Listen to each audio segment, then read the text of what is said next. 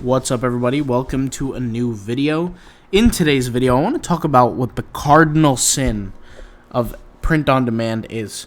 And specifically when we talk about print on demand, I'm talking about the platforms that you do not own. So TeePublic, Redbubble, Zazzle, Teespring, all these platforms that you don't own and you post content to. In my opinion, there's a cardinal sin, a sin above all sins. But I'm not going to talk about that just yet. I want to go ahead and tell you guys a quick short story before I even reveal what this sin is and why it matters, okay? Back in probably 1995 was around the time that the internet, SEO, whatever you want to call it, started to really emerge. Maybe might have been a little bit earlier. By the time it hit 2003, people got a hold, or business owners got a hold, and kind of understood that advertising was extremely cheap, and people started to utilize and abuse advertising. But there was only very few people doing it. There were people who were wondering, how can I get on the top of Google, or on the first page of Google? And at the time, Google was very flexible. There were a lot of people who were going to page 2, 3, 4, 5, 6, 7, 8, 9, even page 10 to find a result on Google. The younger of the audience might not know this, but back in the day, when Google wasn't as developed as it was today, there were times where, you would search for something and you wouldn't find essentially what you searched until you got to the 8th page or the 7th page, right? And over time, obviously, Google got better and people only found the results on the first page. But before that all really took place, by the time 2003 came, there was a certain select group of people that truly understood one of the quote-unquote cheat codes to be successful with Google and to really just skyrocket their success. What they did was they understood there's this concept of what's referred to as a backlink. And essentially, when somebody links to your website, that is referred to as a backlink.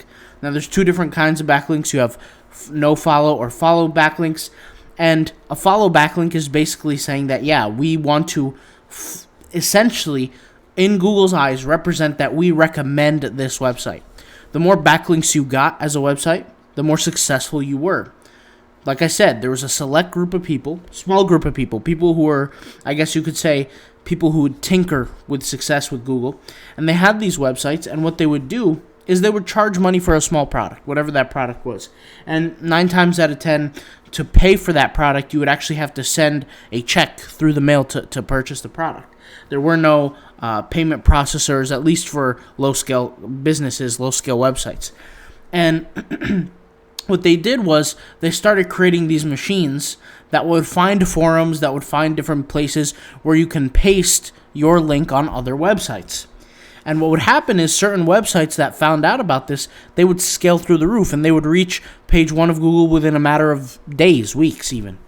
Eventually, Google patched this and fixed this, but during that period of time, these people relied on the one thing that made them successful, which was posting these backlinks using some various machines to do so. In the process, they made hundreds of thousands, if not millions. The average amateur would easily make hundreds of thousands per month. There was, yes, a few select people who actually used the internet back then and trusted the internet to buy things, but on a global scale, it was very large.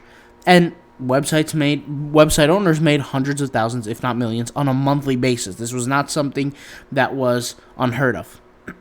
Well, pretty soon after, about 4 years after, Google had patched this.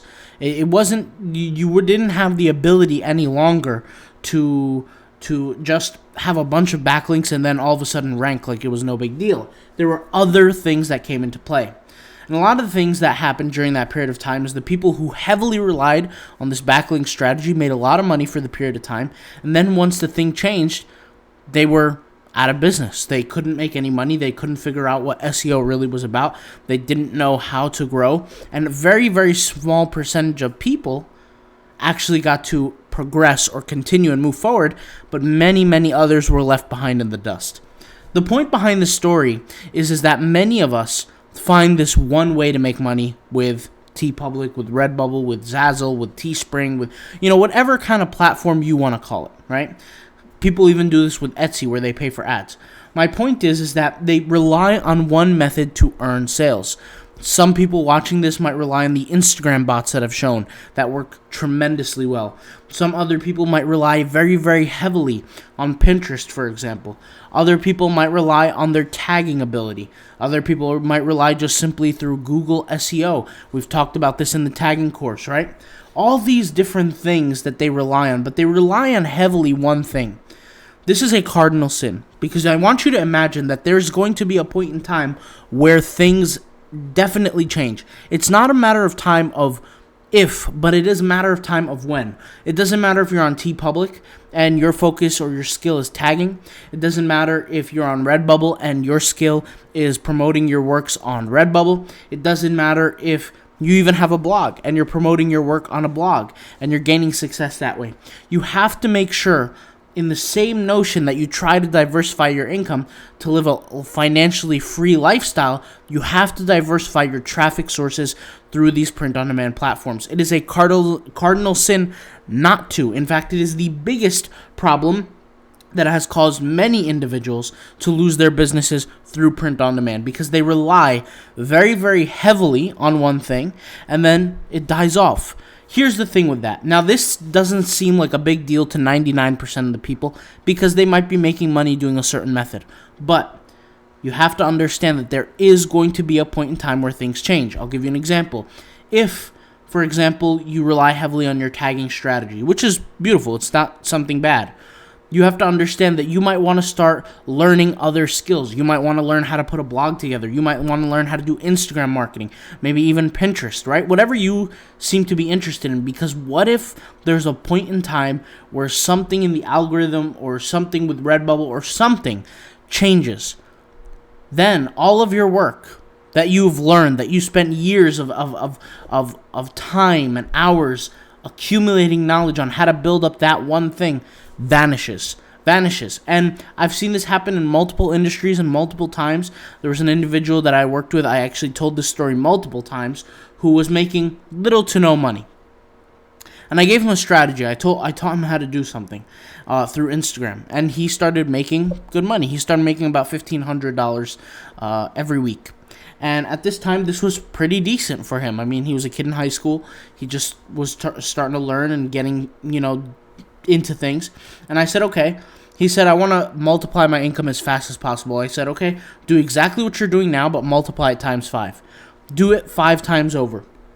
And he did exactly that, and he was making about $4,500 a week after that, within a period of weeks, maybe even a couple months. Then after that, I told him it's very, very important to realize that what you're doing now is not going to last forever. Right now, you're relying on $4,500 a week. It's more money than you've ever made in your life. You're in high school. You're making more money than your teachers. You're doing very, very well.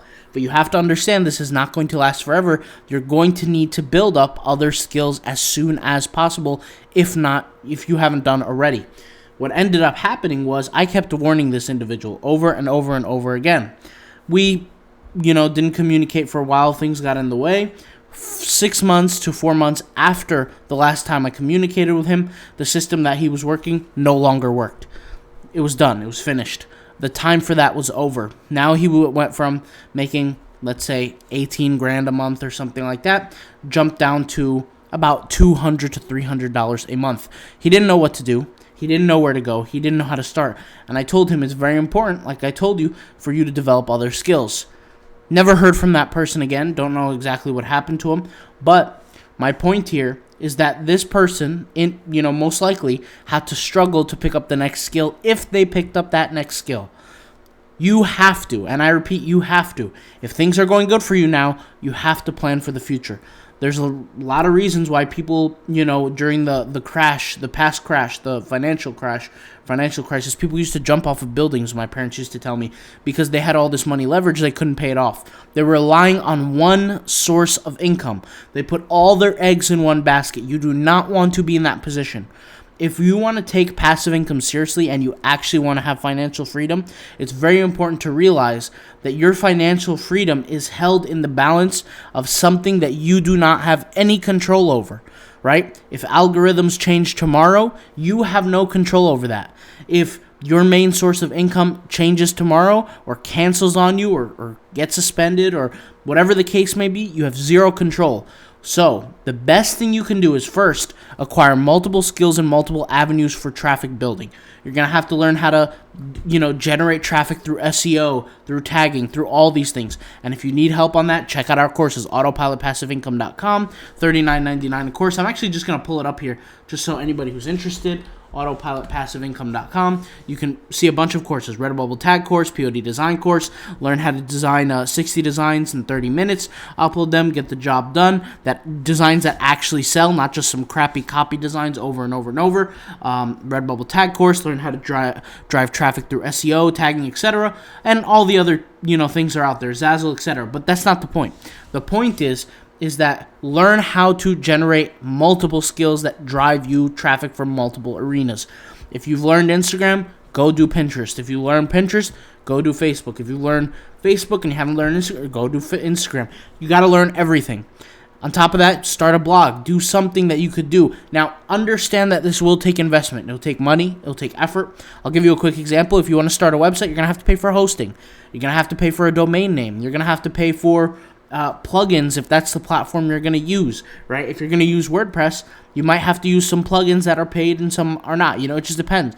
But the point here is that it's very wise to understand that nothing lasts forever. And if you truly, and that's what the goal of this channel is to truly drive people towards a reality of making passive income and living off of that passive income. Now, if they enjoy their jobs, it's a whole completely different scenario, but I'm talking about the individuals who want to be free from the workplace, free from going and getting a job and things like that. Now, I'm not advocating a pipe dream because this is something that I live, right? I don't have a job that I go to. I don't work for the man. This is something that I actually do for myself. So it's not like I'm speaking into the wind here. It's not like I'm sitting here and I go to work every day and then I come to you guys and make some stories up, okay? This is real life for me. So I'm not speaking basically out of my rear end here. I'm speaking facts. If you want this to be realistic for you and you want that future to be real, you're going to have to understand that you can't rely on one thing. It is a big risk to do that. So in the same notion where we plan for having multiple Redbubble stores or multiple different, even selling on multiple different platforms, we take that same notion and we learn how to acquire traffic from multiple arenas. Even if one thing is working tremendously well now, it doesn't mean it's going to work in the future. Doesn't matter what it is, as simple or as complicated as it might be, it does not matter. All right, so hopefully I could drive that point through. I know this was a simple point, but it's critical. It's critical to understand because a lot of people, once they get to that level of success and they know what they're doing and they're making some money, what do? They rely on it. They relax. They rest on their laurels. And guess what? Not too long after, it could be a year after, 2 years, a few months, something hits them in the face, a tragedy, and now they have to start from ground zero. All right, so figured this video helped you out. Talk to you guys later. Thank you guys for watching. Peace out. Bye.